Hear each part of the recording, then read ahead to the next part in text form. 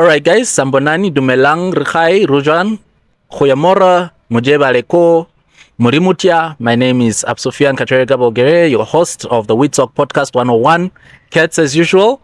And today I'm here with my co-host, my lovely co-hosts who are really dressed to kill today. Hi guys. I'll begin with the one on my left. To introduce herself. Hi everyone, whoever that is watching. My name is Nina Ranga, and I'm really happy to be here. And hope you're all doing well and went through that season wherever well. Yeah. Well, good morning, good afternoon, good evening, whatever time you're watching. My name is Ajishka Joanna Iren, and as your co-host today, we have something amazing, as always, of course. But you are most welcome to this episode of We Talk 101. All right, lovely audience. As you know, as usual, we are all about mental health, men's mental health. But this time around, we wanted to do something more different and include the female in it as well. So today's topic, I would ask my co-host to introduce it to us. Joanna?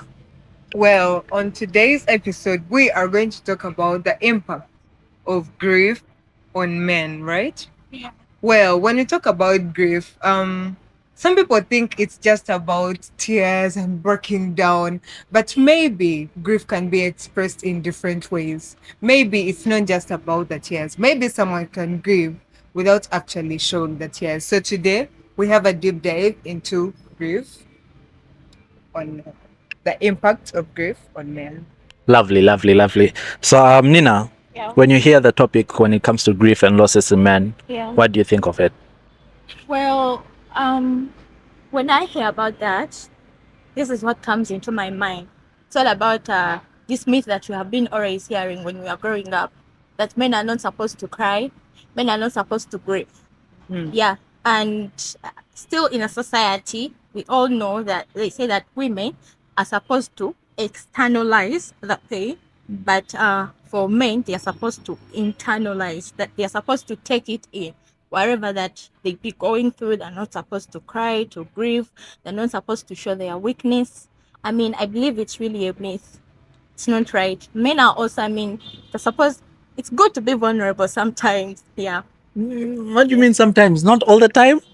I mean, at a certain extent, you're supposed if you're going through something, maybe if you need to cry, sometimes it's good to cry, because this is where we see ourselves not healing. Whole saying, that psychiatrist, that writer, I mean, he wrote a lot of books, over 20 books, but he says one of his books, it's called Shadow Self. He says that if you're going through something, bring it out. The hidden things that you go through, they will eventually come out like unconsciously without knowing. And it's gonna affect you, like you're gonna lose your job, your friendship, relationships, and everything.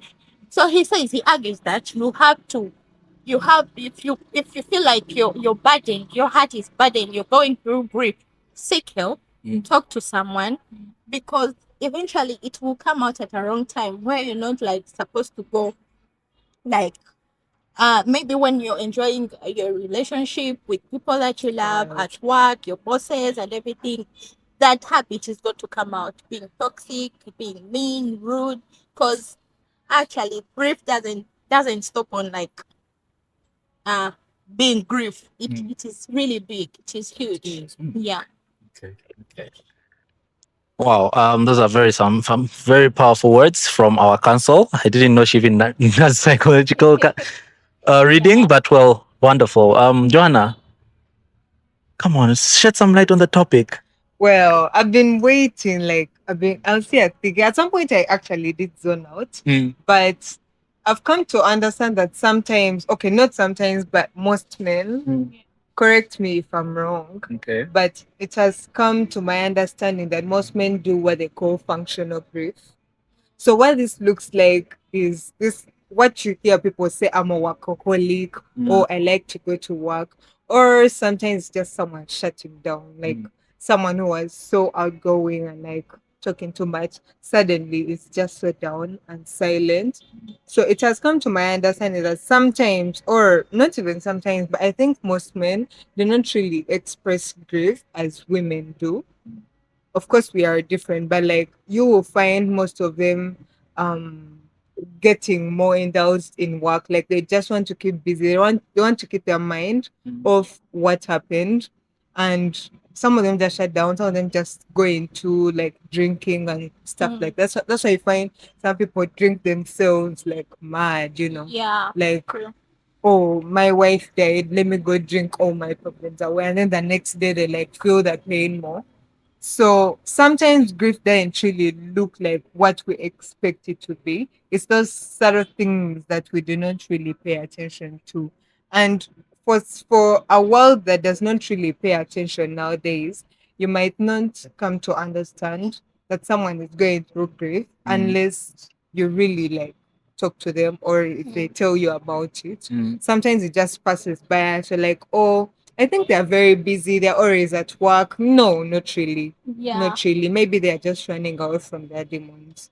So, in my perspective, grief doesn't really look like grief as we expect. True. Okay, those are very some powerful words from you, Joanna. Wow. But you mentioned the part of when a man feels grief, he usually wants to get lost in work and keep his mind off of those things. Well, sometimes it's not easy to just come out and lay out your ground and say that this and this is bothering me, this and this is what is That's right. happening. So we find that losing our minds in work helps us calm the mind first before we start attracting ourselves to talk about it. Because the moment I come out and talk about something that has been hurting me the most, I will black out. You'll see a side of me that I do not like to show everyone. So Yeah. it's better I first keep my grief, let it burn.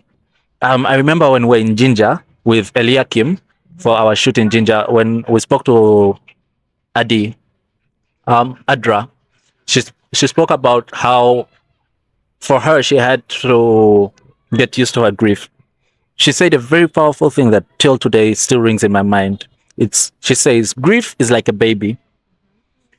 If you can't, the more you hold on to the grief and like hush the baby, that's the grief. You are hushing it down for it to come down. And Right. once it has come down, it can finally sleep. So once you hold that grief and realize that this is what it is, this is what is happening right now, I can finally get a hold of this and get used to it and Right. let things slide. But for us men, what we do is we let things slide, but we bury them deep inside. That's what I was saying. Like, okay, taking down the grief and letting it come down is a bit different from suppressing it, because suppression is, you're grieving, you feel the pain, but you're like, I do not want to feel it. Like you're just shadowing. You're I don't looking even for know how, something to like you're distract bottling you. it up. And this is not just for men, this is for women as well, Mm. especially women that are not comfortable with like opening it up. You're like shutting it down, like you're not letting it manifest. And I think people should also understand that sometimes grief does not show up as sadness. Grief has different emotions that you can show it in. Now, I've seen people whereby they tell them your mom has died and they laugh. So someone who does not know what grief actually looks like, they might think, oh, this person is running mad. That's why you hear people say, this person ran mad when they told them that the mom died. No, they are just grieving differently. People grieve differently in different emotions. I may feel sad, I may feel angry, I may feel, I don't know, I may just laugh, not because I'm happy, but that's how I'm expressing my grief. So sometimes it also depends on the emotions that you're expressing. It's not always about sadness. Because we've seen people who are so happy on the internet. Oh, today is my happiest day, and the next day they're committing suicide. You know? So grief is it's an interesting topic, but I feel like people should take more understanding on what grief manifests as, and to understand the difference between allowing it to suppress and suppressing it. Yeah. Oh wow. Nina, you've heard those words. But mine will be, instead of talking about the grief and all of that, we're trying to look for solutions on how we can handle this grief. Now, Nina, from you as a lady, what do you think is the best way for us to handle the grief? Best way handle that. It's all about first of all self-reflection. You have to know who you are. Sit down, find out why you're like that. Why are you so bitter? Why are you angry? Why are you toxic? Why a narcissist? Because there is a hidden thing behind it. There is a cause of that action or behavior or trait, whatever you're holding. So sit down and talk to yourself. Calm yourself down and do like find a way of dealing with it. Also therapy. Um therapy can be done in different ways. Talking to someone like a counselor. Yeah, tell them what you're going through. Did you heal from your trauma? Is it a childhood trauma? Is it a worst relationship that you've experienced or something? Yeah. Also, another thing, it's also spiritual reflection. Talk to God. I mean, pray about it. Yes. Why? I mean, it helps. Yeah. We all have our own opinions on that. We all have our own opinions on that. But mine will be when you say look for when you talk about looking for someone that can help you. I'll give you a personal experience. I, as a person, I'm not a person that loves to open up to people because I do not like people that will help me in pity. So when you tell me to go out to a counselor, I feel that most of these counselors are just counselors by books, not by experience. So the moment you go to them and they start guiding you, they look at you as a monster in their eyes because the experience you're going through is not what they experience. The moment you come up with thoughts like, I want to commit suicide, I think of this, they judge you in their own perspective. And that's something I do not forego with. I say this because I've been to therapists more than one or two or three. And no, different people. Different and people. they show you that they Uh, judge you, or basically, in your mind that maybe it's not they in are my judging mind. It's not in my mind, but it's through the actions. You can literally see when a person is kind of putting you in a different category Yeah. than he is in. You know, when it comes to a person that tries to say, I tried committing suicide, it's not a matter of you judging them or trying to put yourself in their shoes, but it's for you to try to understand them and embrace them. and embrace them. Not you trying to put yourself in their shoes and start saying, if I was you, I would have done this and this otherwise, or this, you know? And some of us, when it comes to going to a counselor or therapist, you mentioned the part of prayer and all of that. Some of us do not forgo the part of prayer and all of that. So, no, I understand. I understand. But the moment I go to a therapist and I tell him that this and this is happening, and he's forcing me to look to the right way of religion. Now that's against his job, if I'm to say. It's like going to a doctor and the doctor is taking you to a traditional healer. You know, those are two different things. He's supposed to look through his experience and look for options for you to do what he wants you to do. Exactly. Exactly. Now, I reached to a point where I would say, it's my quote, and I quote it. This, I think, is going to be the second time I quote this quote here.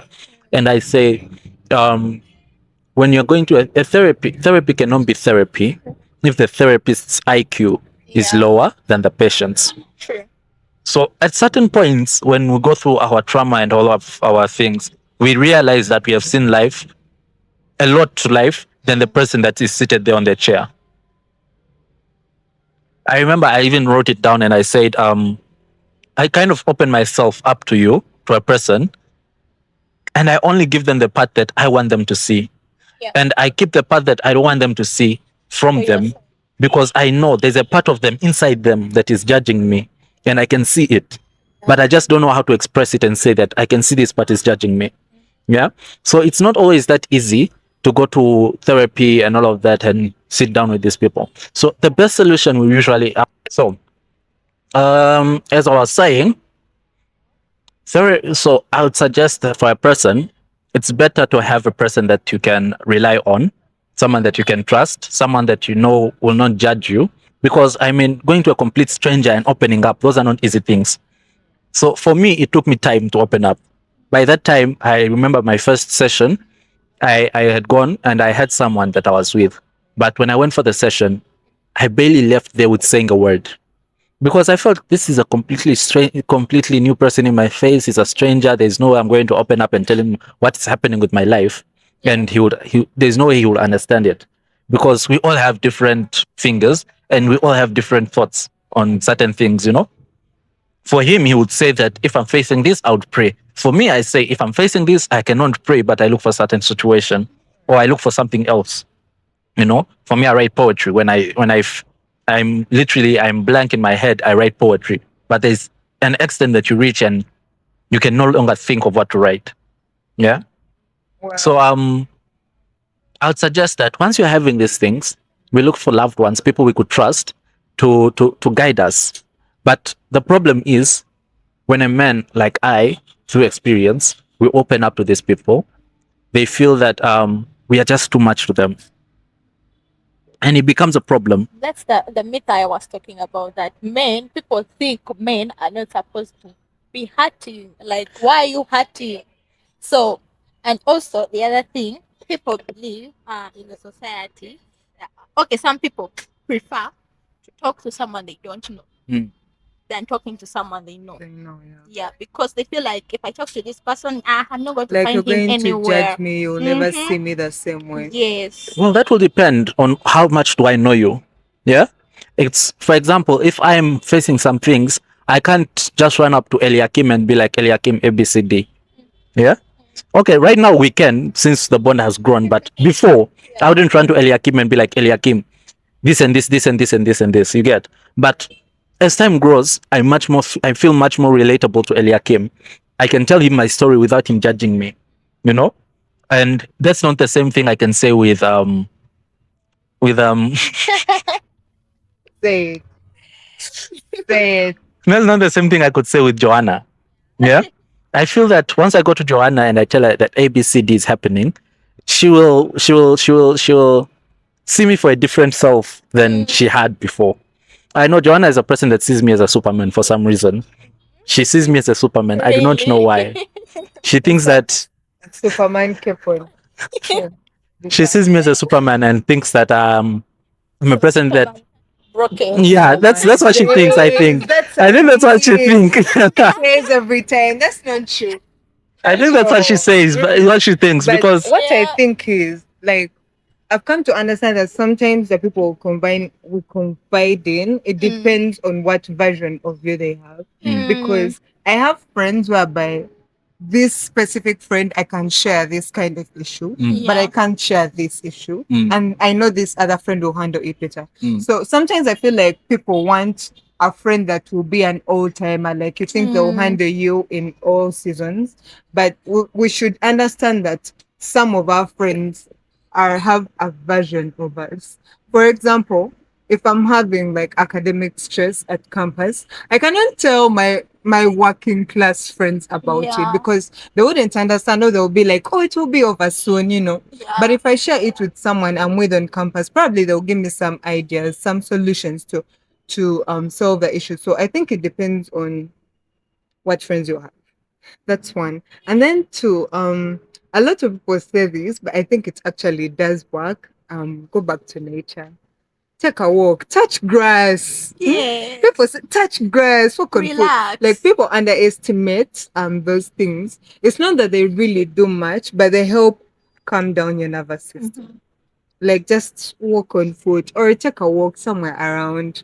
Just that Uganda, Kampala is very noisy. There is a lot of noise pollution. no, I mean there are places out there that you can go to and you feel very comfortable in. Exactly. I, as one, whenever I feel like I'm really down, I feel that trust me, even if I don't have the bag, I make solutions and I try and just isolate myself from people.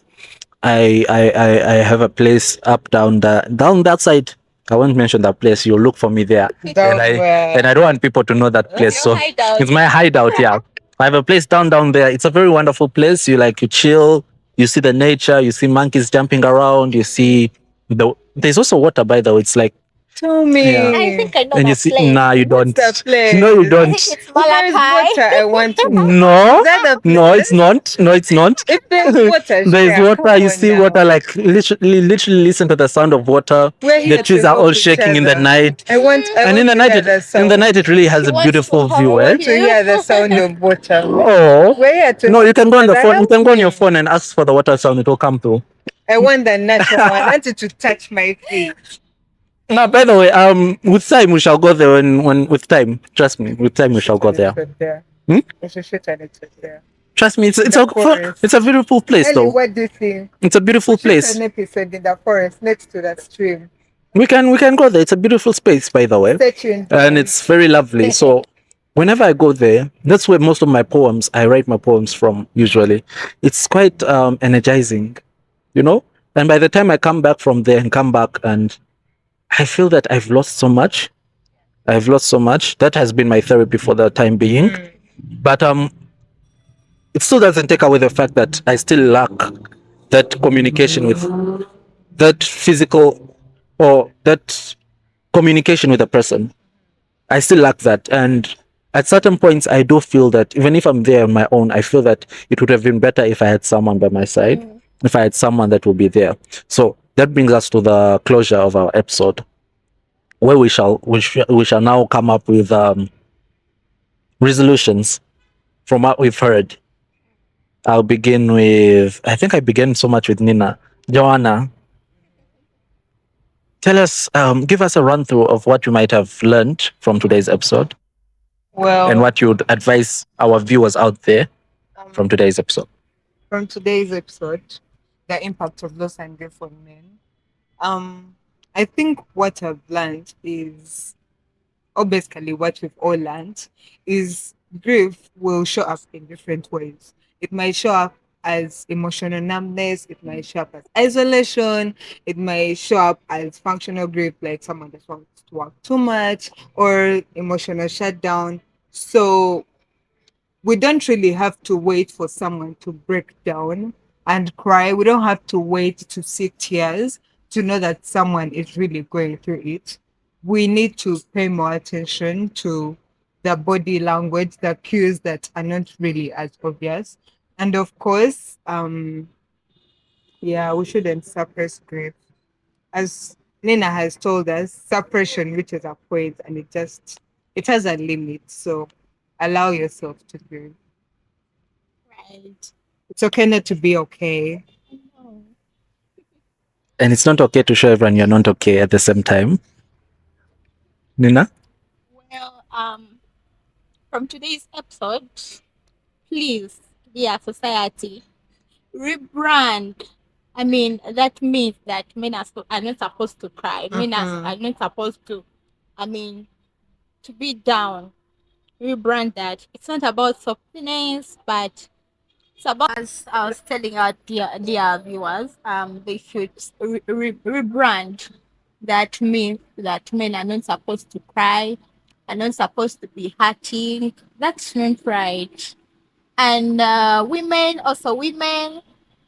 they should really start offering safety to these men than demanding a lot of things.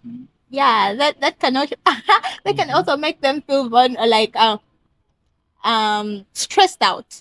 I mean, if you're over demanding, oh my god, me, I want this, me, take me here, me, I want my friends went here. It's also stressful. Yeah. Okay. We feel you. Mhm. So I would say my takeaway from today is once you are looking for someone for therapy, look for someone that's worth the trust. Look for someone that's worth the time and effort. And while we are choosing our partners, pick partners like these ones, that are willing to see you cry. They will offer you a shoulder for you to cry on. Yeah, they are good people. For as long as you cry, you have the money for the kameza as well, so you can Take cry. note. So you can cry knowing that you have, after the crying, you have to take them out for something because they bared your tears for you. Yeah, I mean, But anyway, to that. that will be a topic for another day. Yes. Please bear me. That will be your girl's talk. But anyway,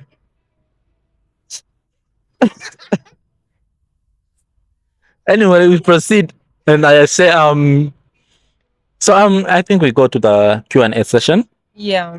Yes, please. So my first question. Joanna, don't come first. I know you are going to blow some. You are going to blow some guns. Do you mean? Okay. Okay, Joanna, go first. Are you scared? Go first. Are you scared? Go first. And it goes to you. Why me? Nina? Why not? Okay. Okay. Each of you has your own question. I'm listening. Now you. Which one should I give you? Yeah. How? What do no? Do you think suppressed grief affects men's relationships over time? If yes, how and why? No, I know, Rephrase. I know that. Okay, maybe I know that one, but like how and how can someone like prevent it? Rephrase the question. Be direct with the How do question. you think Mm-hmm. suppressed grief Mm. affects men's relationships? Oh, I think Nina is going to answer that one first. Eh? No, it's You're the Please man. please We answer asking you that. because you're the man. Okay. How do I think suppressed? Grief Mm. affects men's relationships, and this can it don't have to be like girlfriend boyfriend, like relationship with like your friends, with like your family. Family. Yeah, What? yeah. Right?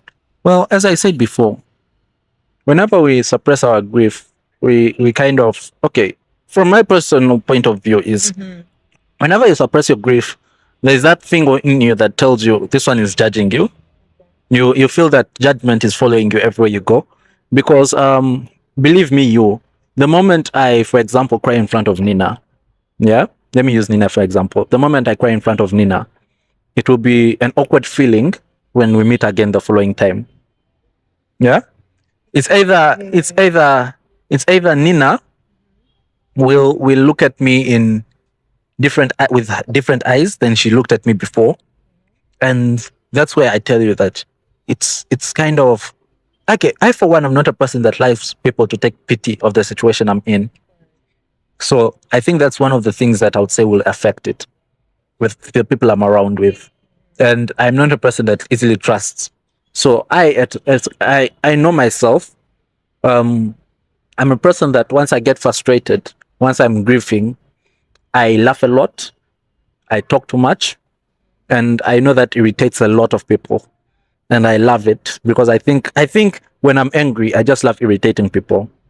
For a way to keep myself calm, I just love irritating people. It kind of helps me keep calm because So when you're not irritating us, we should know you're normal. I am normal.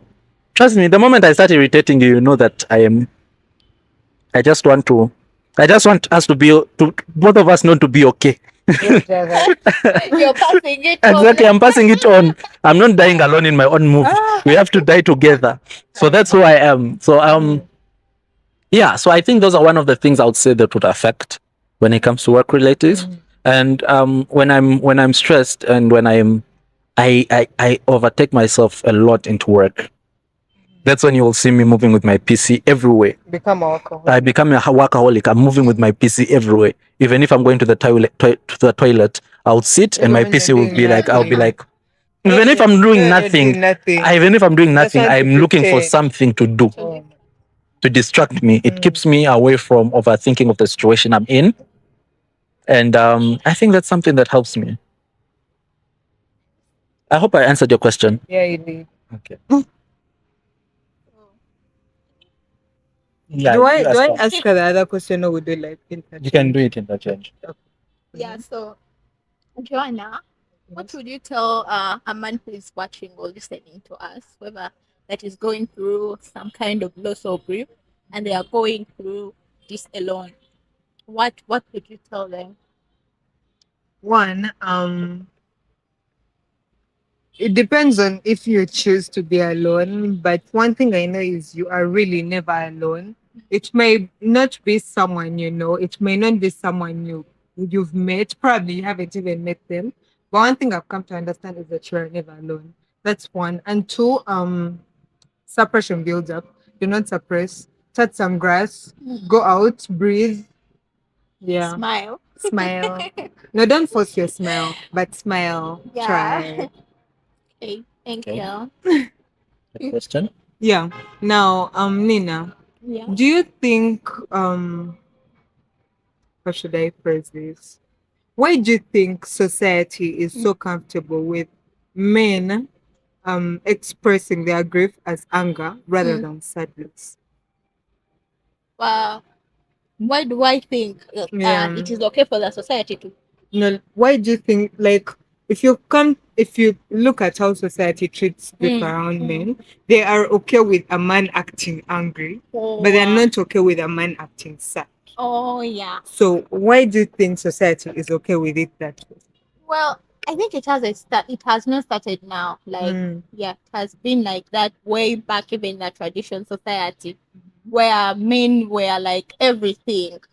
I mean, they're supposed to be angry. That's the way they have to show that they are men. Eh? That's the way of showing that they are men, like Boy. lions. Yeah. So I feel like it started from I there. should start going to that gym and look angry as well. Oh my days. Yes. So that is where it's coming from. Yeah, people have it in their minds that men are supposed to be angry. They're not supposed to. It's sad. Exactly. So that takes us back to what you had told us about Well, I would say, coming back to that point is as men, I think I was reading a book, and back in the day, it stated that when a man used to get angry, he used to get his what do they call it, bow and an arrow, and go out and hunt. That was the way he would suppress his sorrow, his pain and grief, and he would come back home and prepare he would cook it himself, and after cooking it, he serves it. And what's surprising is after serving it, he used to beat the woman in form of anger. Wow. So he would look for a reason to make an argument for him to suppress his pain. Hey. So it was very much okay. It was very much okay because they knew it was how the men suppressed their anger. But the moment a man came out and cried, he was seen as a weak person. He was never even allowed to go hunting with the men. They would put him out and he would be the one to protect the cattle, to protect the livestock. They looked at him as gods. So that is something that it's tradition to humanity, and most especially here in Africa. It's tradition for a man who when he faces a certain error in his life where it brings sorrow and grief, he's supposed to take it out through anger. That's why you'll find most men, when they are angry, instead of crying or breaking down, they shout. You have bosses at work. Instead, when he comes at work, when he has a lot on his mind, he will take it out through shouting, firing some people, and all of that. So that's something that has come from generation to generation. But the question is, how best do you think we can kill it? This question, I'll leave it to the viewers out there watching. How best, you can leave it in the comment section. For those that have my number, you can call me, but I'm not giving my number here. I know the ladies are out there trying to get my number, but I'm not leaving it here. So for you viewers, my question will be, a tradition that has been created for generations and generations and still lives and still seems to continue to live, because I've realized, I've done research, and it shows that a toll rate of suicides have increased. And out of that suicide attempts, 94% of it is men's. And 26% of that is caused due to lack of communication, lack of basically trauma. So my question will be, is that the best way we can resolve the grief that we are facing? Is that the best way we can look at ourselves and judge ourselves that way, to the extent that we have to commit suicide? My last question will be again to you, the viewers. How best can we kill a generation? How best can we kill something that has been passed down from generation to generation in just one generation? Because I'm telling you, what's happening now, it's going to be times 2 of what is going to happen in the Gen Z's generation. And of course, so it's going to, how best can we kill it in these generations so that our grandkids can live a better life without facing this trauma? This is Kets again, once again, your host, and of course, my lovely co-host. And would love to say to you, Good night, good morning, and goodbye.